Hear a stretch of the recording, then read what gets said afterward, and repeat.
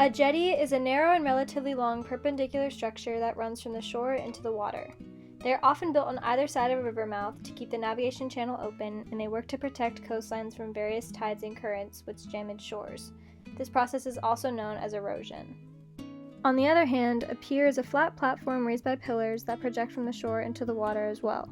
The well-spaced pillars allow the current and tide to flow through relatively undisturbed. This being said, piers have more of an effect on humanity as opposed to the marine environment. They are also often made of wood, but the size and complexity differ according to its location and purpose. The first structure I visited was the Half Moon Bay Jetty in El Granada. It had two separate structures that protected a harbor and had an inlet which allowed water to flow in and out.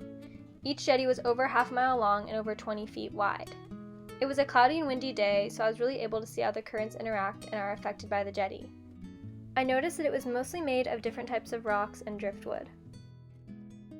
The lower rocks on the ocean side of the pier, which was the right, had algae and barnacles growing on them. And also, there were fishermen lined up across the edge with their rods and nets. I saw a lot of unique rock formations, crabs, and different types of algae. The next structure that I went to was the Moore Road Pier, which was right next to the Golden Gate Bridge. This pier was made of concrete and had barnacles growing on all of its pillars. It was very old, so it had metal that had eroded due to weather. Right when you enter, it tells you that you can fish red crab and brown rock crab, but not Dungeness crab. Also, it tells you what fish are good for you to eat and what fish are not good for you to eat, according to how many toxins they have. There was one long walkway which eventually opened up to a wide square platform. The platform was surrounded by rails in order to prevent anyone from falling or mass dumping waste into the ocean. Unlike the Half Moon Bay Jetty, this pier had many mechanisms for boats to dock. This pier is primarily used for recreational fishing, whether that be for families or fishermen. The Half Moon Bay Jetty and the Moore Road Pier were both used primarily for fishing, but they had very different structures and purposes for the marine environment. The next jetty I went to was the Bolinas Jetty on the south end of the Point Reyes National Seashore. This jetty was a lot smaller than the Half Moon Bay Jetty and was used for surfing rather than fishing. The jetty was placed to the right of an opening from the Bolinas Lagoon to the ocean. Since the tide was low, I could see that the jetty was covered in clusters of what looked like mussels and other shells that looked more scaly. The top also had barnacles growing all across the stone. The jetty started at a higher position on the beach and gradually got lower to the water by way of dips that looked like stairs. It was definitely interesting to see how the jetty affected the currents and how the surfers used it to their advantage.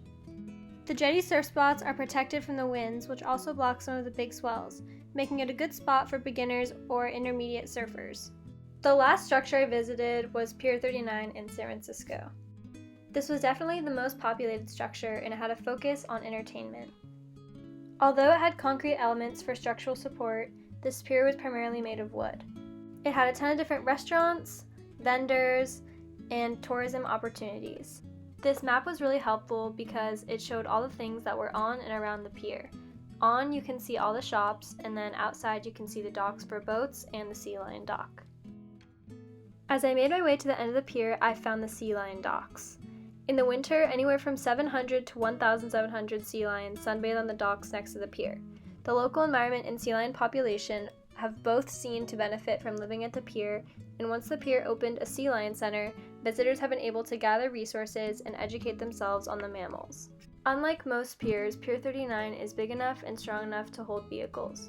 It also had docking cleats for big boats, which was also seen at the Moore Road Pier.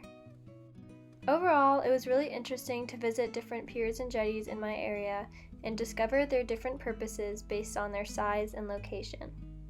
As long as they do not have adverse effects on the marine environment, piers and jetties are a great way for humans to closely interact with marine life.